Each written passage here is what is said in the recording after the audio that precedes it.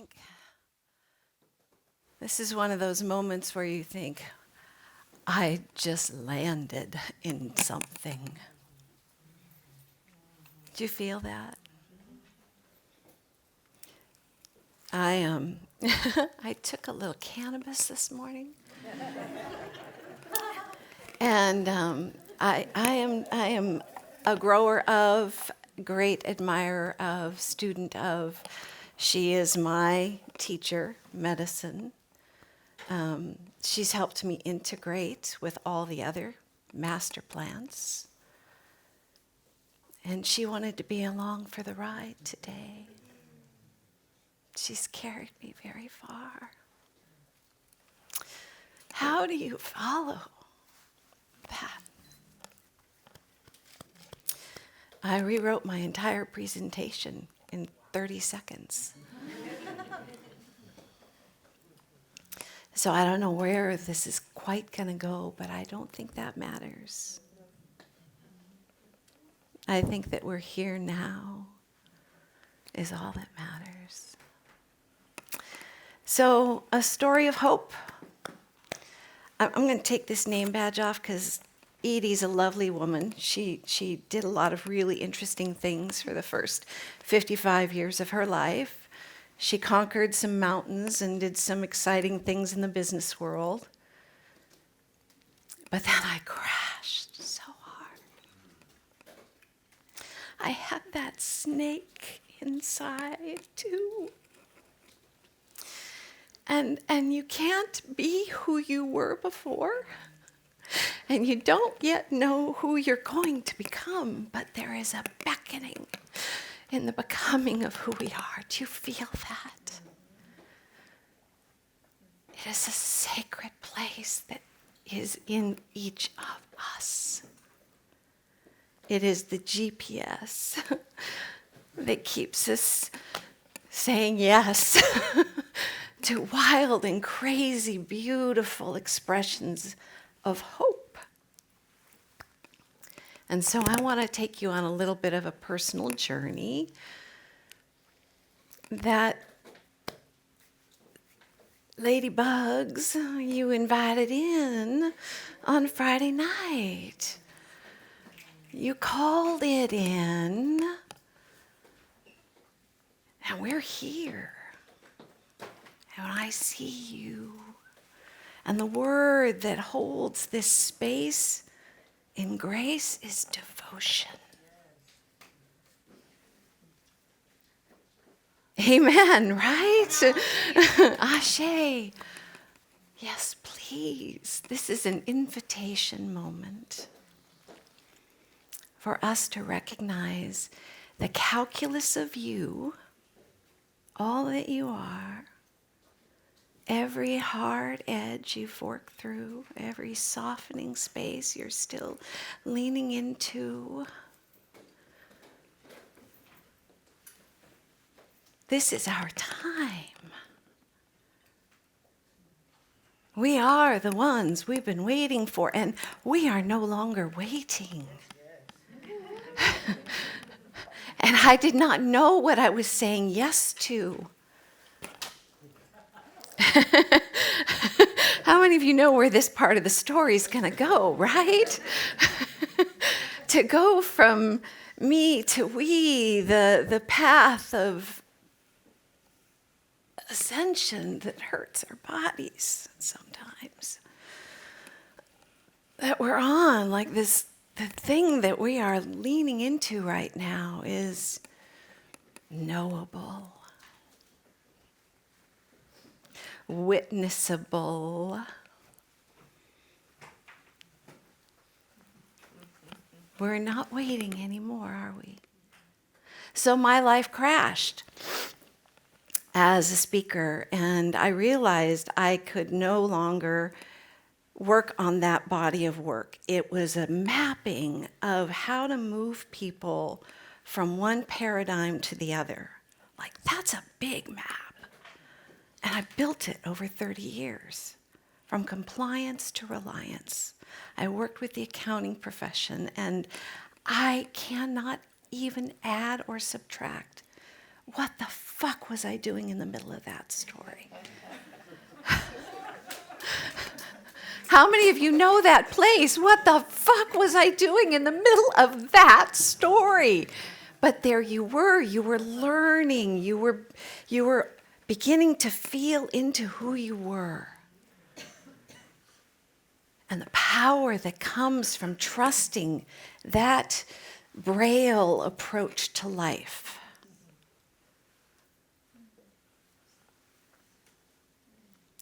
I let go. I built a yurt.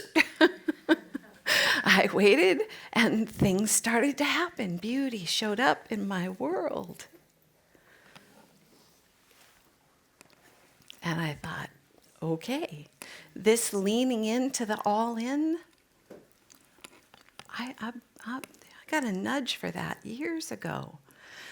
2000, I had a pulmonary embolism and died. When I was on the other side, I was given a choice.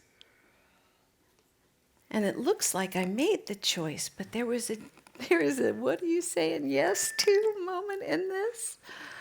I had not fully consented to the human experience. Did I want to go back and give it another shot?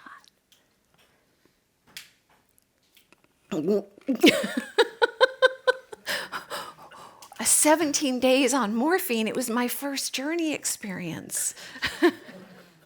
And I was like, what the fuck does that mean? Consent to the human experience. What does that mean? And it worked me.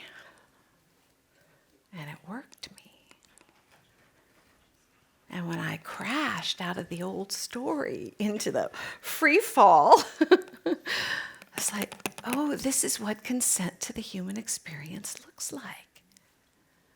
It's a free fall into you. If I must fall, let me fall, for who I will become will catch me. Woo! Woo! So I've been trusting that story. I like it. I like it a lot. It's a really yummy story to live into. And we're making this shit up anyway. So let's make up a really good love story. Where we went from darkness and shadow and we said, this isn't working like this. Let's keep expanding our possibilities. Let's keep opening up to more. And cynicism, pessimism gets in the way of that gift we get to give ourselves. I am dry as a bone. Thank you. That's what happens when you're stoned on stage. Thank you. Thank you. All right. So I want to start you on this journey of hope with me. I've been following threads that made no sense to anybody else. We built a yurt. I bought an RV. I took off on a walkabout. I almost ended my marriage. But there was a beckoning in the becoming. And I'd had moments along my story, medicine space moments, where I felt there was a closeness coming to who I was, that the mask could finally come down. How many of you were right there, so close? This free fall. I'm going to walk you through what a free fall looks like when you do it in front of everybody.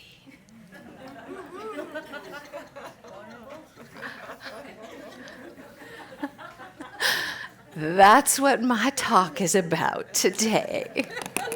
All right, so let's dive into some wisdom and feel. Take a breath. Bring all the teachers into the room. Well, part of my story on another day is I got brought into the teacher's lounge with grandfather and grandmother and cannabis and Ghana and all the molecules. And they were showing us how to move through the molecules. Which part of the journey needs this molecule? Which part of the ache needs that molecule? How do we layer them and dance with them? And how do we use permission from your body to decide to take control of the moment, of the story you want to tell about your medicine space, right?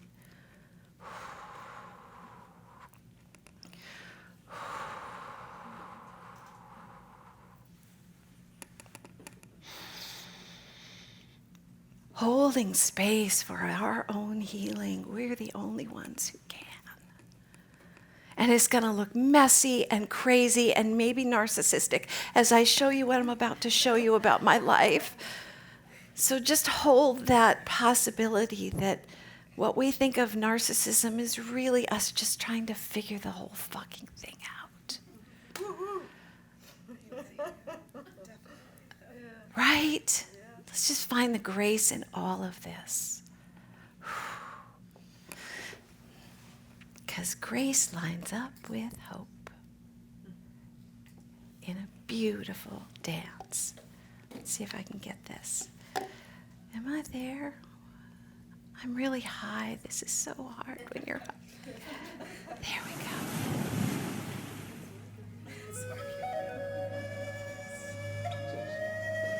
Some years back, we were elders sitting at a campfire in Lakota country. Leaders were sitting there. Fool's Crow, Matthew King, kills enemy. I can go on. I was a youngster then, younger. All those leaders worried about you, worried about the seventh generation. And Louis Badwoon, I don't know if anybody here remembers Louis, but if you've ever met him, you'll never forget him. Louis says, God damn it, he says, what the hell are we just hanging around here for? We should be doing something about this. He says, look at us. He says, look at the power we have. Put our medicine together, he says, and bring the rain and flood them out. He says, put our medicine together, he says, bring the fire, he says, burn them. Bring the wind, our grandfathers. We can do it. The leaders sitting there quiet. They said, geez, Louis, we better think about that one. Well, he says, God damn it. They'll never listen until they have to suffer. Well, we didn't do that. We didn't have to. Our brother brought it himself. It's here now. The fire he's talking about is here. It's burning right now.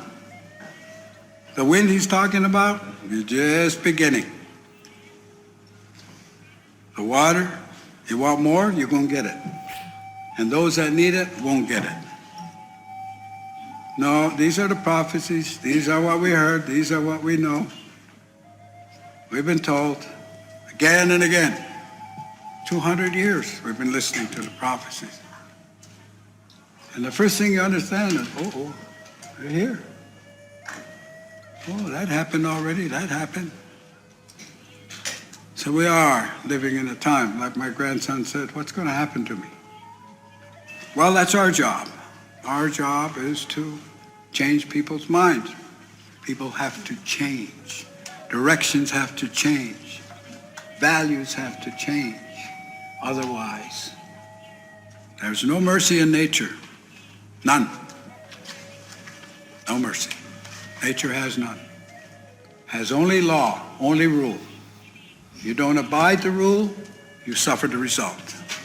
And it's just no habeas corpus here. It's what you do, how you live. Peacemaker said to the chiefs at the time, he said, build your nation on these principles. The first principle of peace. Peace. And with peace is health. Second principle is justice. You leaders, be fair to your people. And with that will come justice.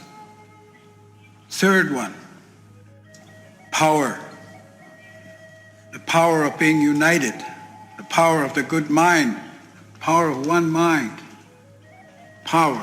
I see the Hopis bring rain, putting their minds together. That's what you're talking about.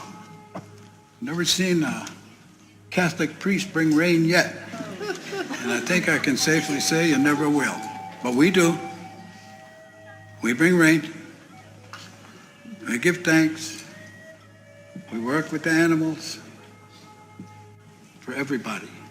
You're either going to change your values or you're not going to survive. I tell you, the earth has no mercy. You abide that law or suffer the consequence.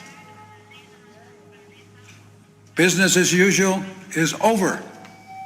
We are not going to have the luxury of spending $200 billion in a war.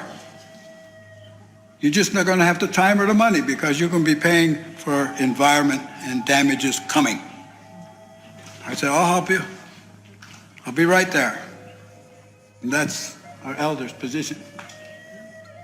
When they ask for help, we better be there. Because this is it, the way I see it. The other instruction a peacemaker said was, never take hope from the people. Never. Give the people hope. And what is hope? It's leadership. It's principle. And that means the leader's got to be out there. Fight is on. Big fight now. A lot of people in the world, really, more than you know, just waiting. And the country that's got to change is right here. This country. Number one. But when they find out and when they do change, you know they're going to be happy. You know, we'll all be just bound to that happy little village somewhere. It can happen. But we're going to go through some stuff. There's no escaping that. We're going to go through some stuff. So just get ready for it. Get ready for it.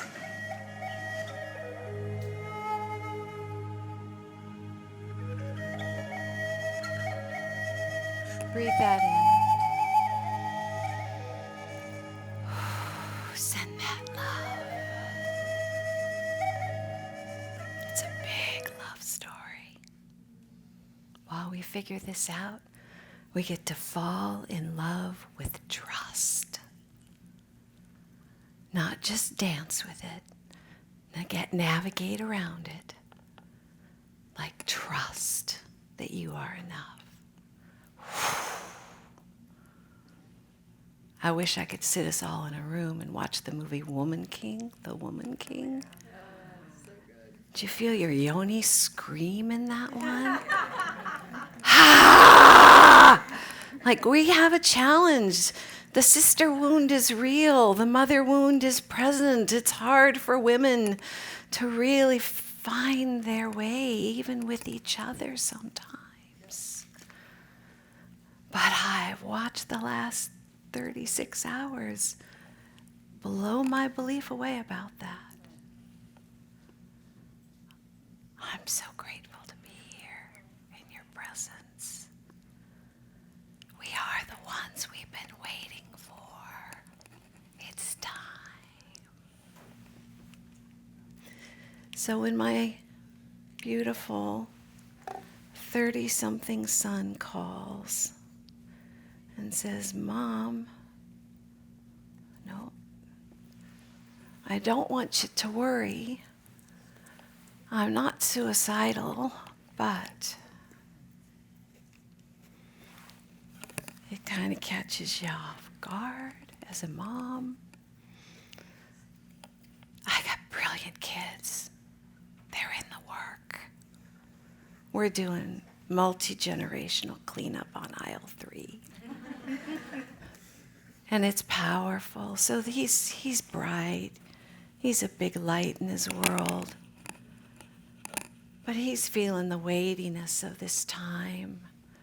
They want to have a baby, and all the story that we used to carry about that future is gone. And there's a hopelessness out there that is heavy. How many of you feel that weightiness? How many of you felt it in your body your whole life?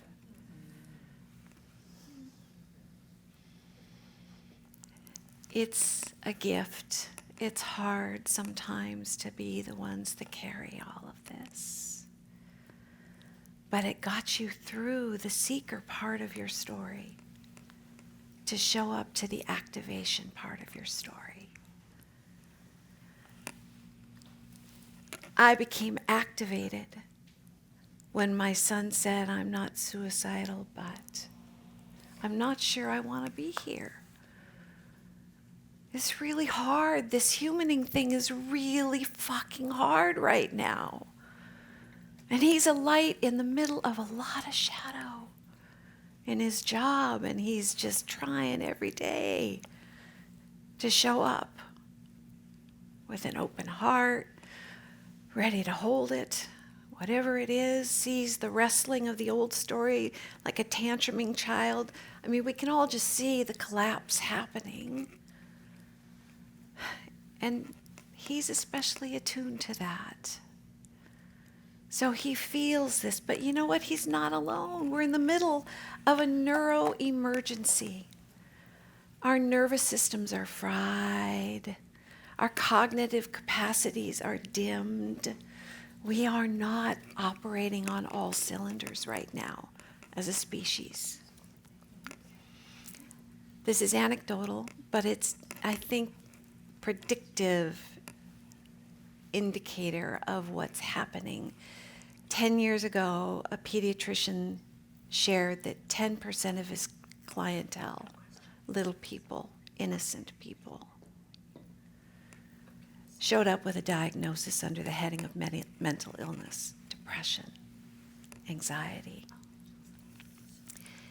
Now, it's like 60 to 70% of his practice, and half of those are self-harming. My inner child can't stand by and be shy right now. My path to healing includes showing up right now. It's interesting how the healing and the magic are in the same place as the shadow and the fear. Like, this is that moment where we confront ourselves. And so I looked at this neuroemergency, and I looked around and I see it in all my clientele. Everybody's exhausted. They're in a pivot state. Nothing that used to work works anymore. They don't know where to go next. Like, can you feel it? Can you feel the detachment from the old construct? We're a little bit loose right now. And it can get very dysregulating and a little bit unnerving and a little bit, COVID was kind of interesting. Some went through an expansion and some went through a contraction. And, now we're coming out on the other side. And who are we now? Who are we now? Are we in fact reaching the autocorrect mode of the human physical spirit matter connection, like our nervous system is that magic thread that runs the full length of our consciousness? And it's browned out and it's blackened out, and we're avoiding the sensory pain of being in this human form right now through drugs and addiction and telephones, devices. How many of you finding it harder to stay in your wholeness?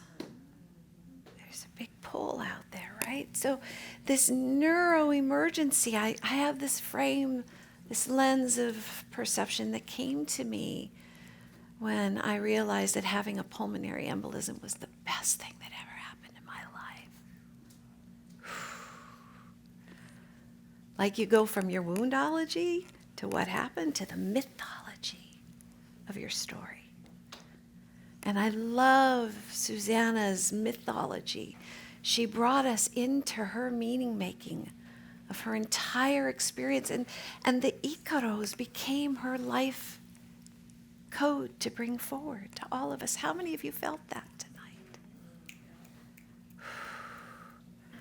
I'm replaying all the greatest hits from previous ceremonies. Like, come on, I'm ready now. I get it. I get it. Like, that's medicine. She has found her code. Lady Bugs has found her code. How many of you are finding your code?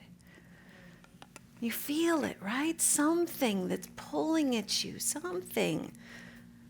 The beckoning and the becoming. Well, there's a thing about, there's that catch, the fine print in this human experience, the consent part.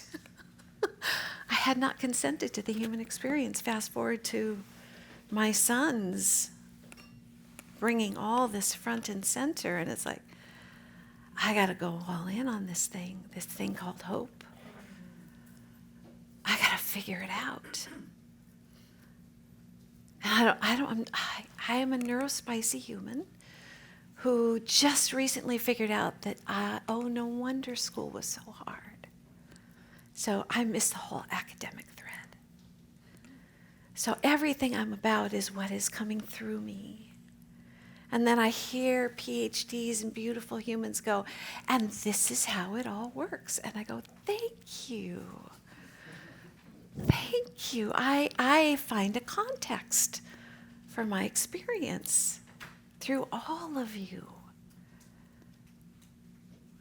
And I provide context for your experience too. The codes that we all are here to bring are pulling us like threads forward. Thank you. I know. I got this. Invitation to consent to the human experience is what's on the table. Underline the word invitation. That's my medicine.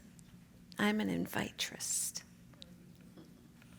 So I thought, I'm going to create an experience called the Joji experiment. Joji, J-O-J-I, joy of joining in, the antidote for FOMO. I come from a Catholic, evangelical, Christian, then Mormon background, taught Sunday school for 15 years. Know all about bringing casseroles and jello molds to community happenings. There is something beautiful that pulled me and seduced me past the, you want me to believe, what the fuck? Oh, but the community part, it kept pulling me forward. It was so beautiful. I loved barn raising. I love, like, everybody. I'm wired for, let's go do something together. How many of you have that in you? Right? Like, there's an animus to this survival mechanism. It's a juicy part of our expression to lean into the physicality of connection with each other, to sing together. Ooh, the Icaros. When we sing along, even if it's just the ED part, that's my name, I get that one. The rest of the Icaros, I'm lost sometimes, but it doesn't matter, does it? It holds us. So the Joji experiment was kind of my version of that. What environment could I create? Bring humans into a room that could move the needle on hope, the joy of joining in on hope. Like, what would we have to do? And so I had to go through weeks and weeks and weeks of downloads and allowance and trust and, oh my goodness, and who would I invite and who would still love me on the other side of this madness? Because I was going to be stepping into a bigger space, and I'd always tried to not take up too much space. How many of you know that place I'm talking about? How many of you know you are not shining as bright as you are capable of right now? I'm walking you through how I'm nudging up to it all the way. Every step of the way. It's scary. It's very juvenile. But the 3-year-old is in charge now. I just want to be clear about that. I went back and got her because she was my vital force that I'd left behind when things happened. We left parts of ourselves behind, but they're still there. There's a beautiful roundup happening right now. Integration is the roundup of all of those parts of you to show up whole and present. How many of you know what I'm talking about? I just recently found my 5-year-old. She tried to commit suicide. How is that possible? So I do this for my inner child. I show up this way, scared, a little high, because otherwise it's really scary. To say to you that there is magic happening in this world right now. And so I designed this little thing called the Joji experiment, and all these people, because they love me and I love them, they trusted, and we stepped into something. And I asked them to tell us where they are on a scale of 1 to 10, on hopeless to hopeful. And I know since I learned yesterday, there's a whole academic study on how to measure hope. I had no clue. I just was feeling. I'm an intuitive healer. I feel my way into what comes next. I'm all about that Braille approach to life. Okay? So I create this little scale, and we have to have the conversation about pessimism, cynicism, the difference between one is you don't trust humans, you don't trust life. Oh, wow, that's an interesting dance within your own sense of where you're holding on really tight. So it's just a conversation piece, but man, it turns into a whole thread that runs through this process. So I do it. I shoot out, here's the data points, the little bit of academic support I can give you here is I set out to do this with 100 participants. The first small groups were like, oh, can I come back with my kids? Put a stick in that. Parents and children coming into this space together to have the healing conversation, the multi-generational cleanup on aisle 3 done in community so that we just take the shame out of this. No, this is what we get to say yes to. This is what consent to the human experience looks like, to show up in full readiness to let go of the story that's exhausting us.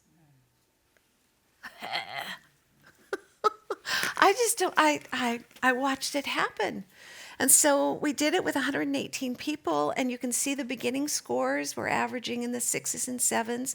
Notice one of the groups was a 4.1. And now look just to the right of that. They moved from 4.1 to 7.2, 74% increase in hope after this conversation that we walked each other through. I was blown away. And now let me give you another layer of nuance to this data. That group, that unique group, was all from the LGBTQ community. And the one gal who had started like at a 3 and ended up at an 8 and skewed the whole thing off. She says, I'm hopeful because you're doing this with heterosexuals.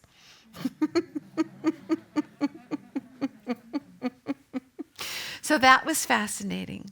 Like the feedback I got from this, it was just a big test. Remember our beautiful sisters who came yesterday and talked about design?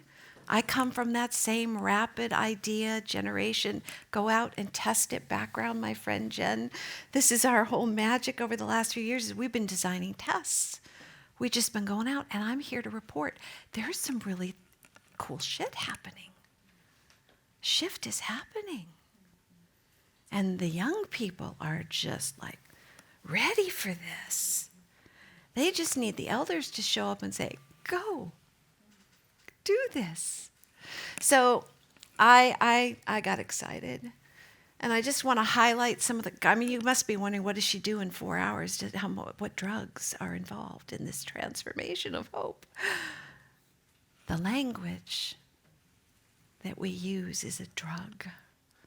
And so it's all about words and language and how we come to put meaning with these words.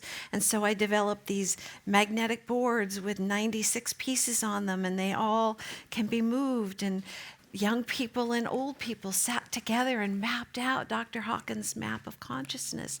And if you're not familiar with his work, 250,000 people muscle tested, used their nervous system to say yes to this as a starting point.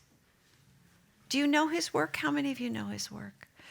I'm like, maybe this is what happens. These brilliant medicine humans download, and then it brings another generation to life, just like what we saw in the previous presentation. Look at how she's carrying it. Susanna's carrying it forward for Rosa. I think we're here to carry forward for Dr. Hawkins. 250,000 people got together and muscle tested millions and millions and millions of time over multiple recalibrations, decades, to create this map. And when I first came across it, I was like, why isn't everybody talking about this? This is really interesting, especially for word nerds. Are there word nerds out there? Like, is language important? I see it as the construct coding that we're living in, right? How we think about, how we articulate our visions, how we allow the old oppressive shadow language to find its way into our dream time. We're moving into a whole new currency of trust, and language is the baseline of that. So this is a fascinating exercise, but I'm not going to take you through it because I don't have the time. But this blue bridge in the middle, that's what I want you to pay attention to. This is a magic period of time from 200 to 250, where we as a species are moving through this tumult of up and down and light and dark and good and bad and violence and peace. How many of you just can feel the full expansion of what we're here to feel? To give birth to a new story, we have to be fully contracted to every last aspect of fear. We got to work it out of our bodies. It's a malware that has corrupted our source code of love. And we get to consciously remove it through breath and singing together and blowing on each other. COVID, what were we not allowed to do? Big pattern interrupt, energetically change the whole construct. Take off the mask now, not symbolic, realistically. Like if you live in the mythological movement that we're in right now, it's fucking awesome to be alive. And if I'm still making all this shit up, what a great story to tell myself. Let's tell the best story ever. So my mom dies quickly. Oh, big download, big down. Get all the grace, big. Ooh, I get it. I get why I'm here. I get the whole thing. Nothing to forgive. We're just learning. We're just on a path, just growing, ascending. Like grace for everything. Whew, time out. Time out. We don't have to hate each other anymore. We can get past this. Like that's how childlike the 3-year-old in me has like driven the bus forward, though. So I did that. I set up the room to have that come through loud and clear. And these beautiful young people began to feel the lens of energy to where we are right now, this upward draft and this downward pull to the old shame core. That was the bottom of Dr. Hawkins' map. So if we can't make this an absolutely shamelessly, delightfully shamelessly healing approach, joy of joining in to this healing conversation across the planet, we're starting from the wrong place. We used to call this the work. Are you in the work? How heavy is the work? How dark is the darkest part of your soul, right? Like, okay, we get done the heavy part. Now let's go play in the light part. How many of you are struggling more with your light than your dark? Right? Going all in. I'm telling you, we're right. This is the invitation.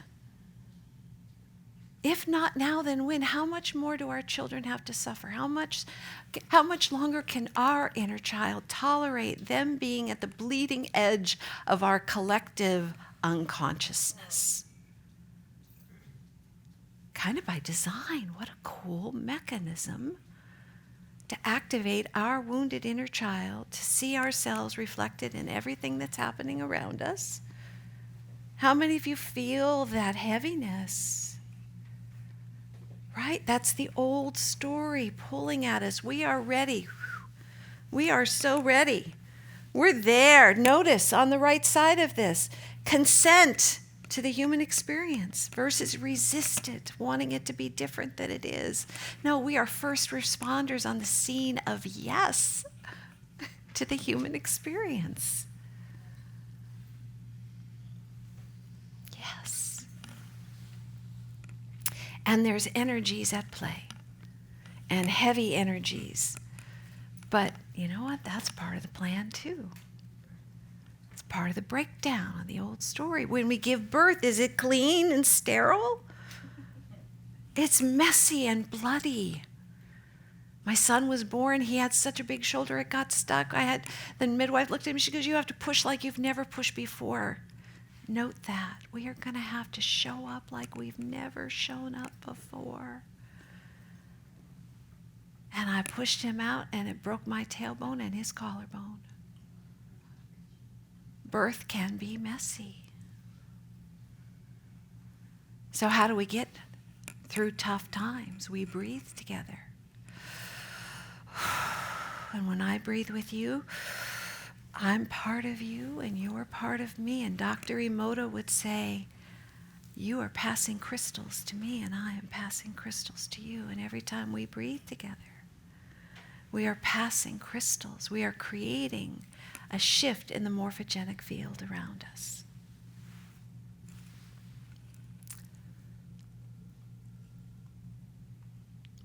So it only takes a few of us going all in, taking that big leap of trust, falling in love with trust, falling in love with who you become.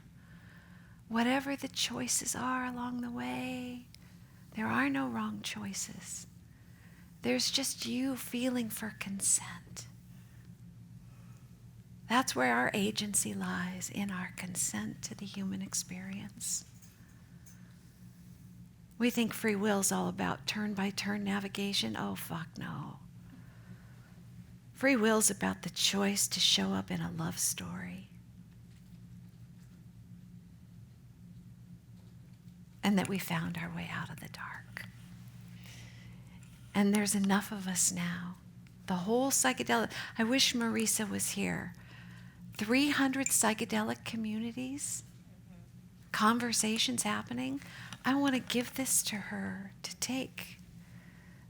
I've been dreaming of this moment for a long time. How many of you have had breakthrough synchronicities?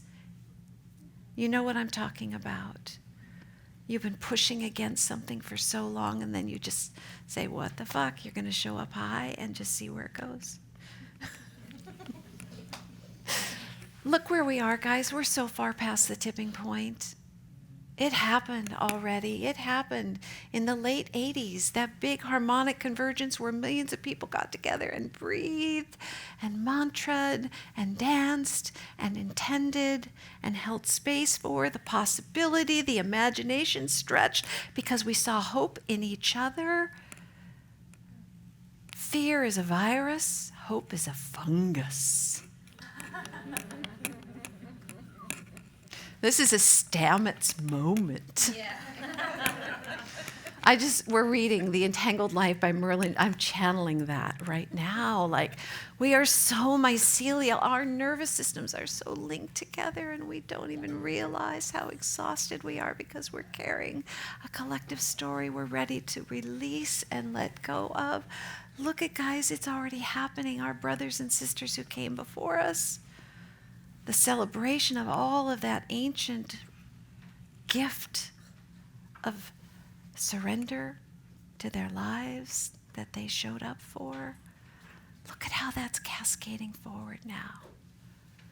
This is a pay it forward moment for each of us to consent to. We won't see the best of our efforts in our lifetimes. This is not about instant gratification.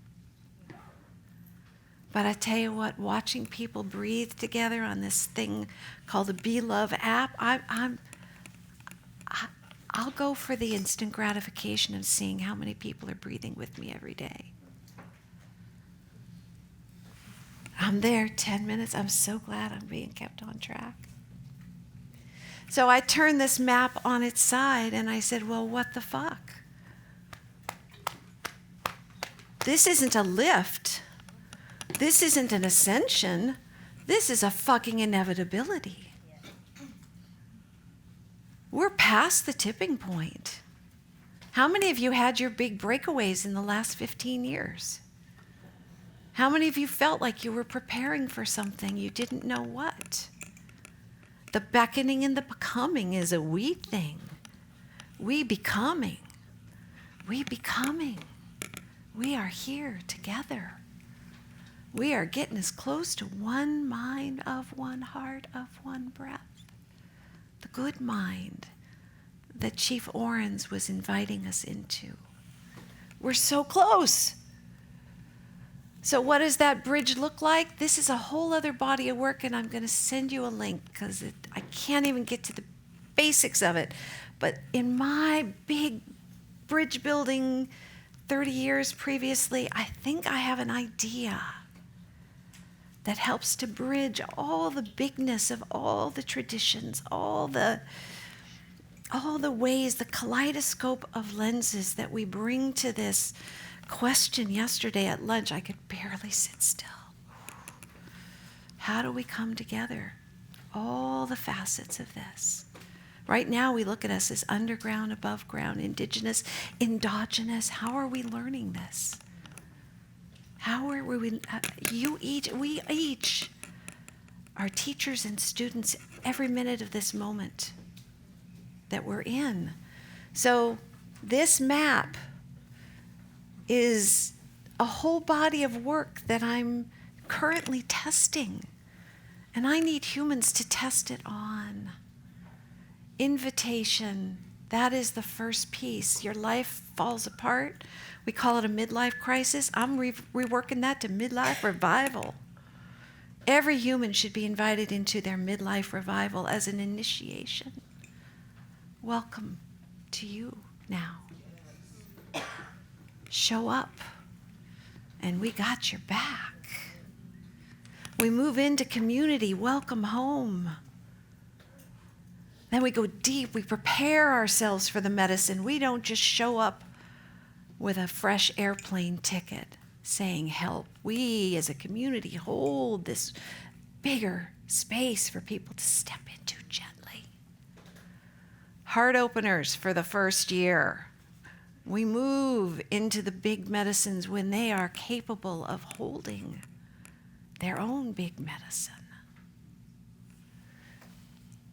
That came from the Teacher's Lounge, by the way, to be continued. Then integration, that place where I got me. I'm still going to go through all my stages, all my challenges, but I'm not going to spill it out onto others. I'm going to catch it faster. How many of you catch your triggers and you move fast? The trigger is the invitation. You show up, oh, there I am again. I'm having a moment. Okay, what's it about? How old am I? When did this first? Oh, there we go. Okay, thank you so much. And you're on to your life again. How many of you are moving at that pace? You have already mapped this. It took me 60 years to map this the first way through. And now I can do it like that. This is a knowable place we can get to. It's a language. It's a possibility of a bigger conversation to happen. Where do you fit? I'm in the invitation part of this and the activation. I know my lane. I'm not the ceremony lane. Some of you are the ceremony lane. Some of you are the somatic lane. Some of you are the family systems lane. Some of you are the space holder lane. Some of you, we all have a place in this bridge. We each bring a stone, your unique gift, talent. Code adjacency is on fire right now. I got codes, you got codes. How many of you are lit up right now with your codes? You see impossibilities across the room here? Like, this is what code adjacency looks like. We go from longing to belonging. We go from life happens to me to life happens for me to now life happens with us. We are the quantum engineers. I'll stop there. I could go on for days. And I do. It's a feature, not a bug, as it turns out. And I just recorded 90 days of sweetness that if you're interested, I would encourage you to go to see all that good stuff I had to skip. It's so good. Come back another day. That's the breathing. There you go. Take a picture of that. Thank you so much for letting me play this high.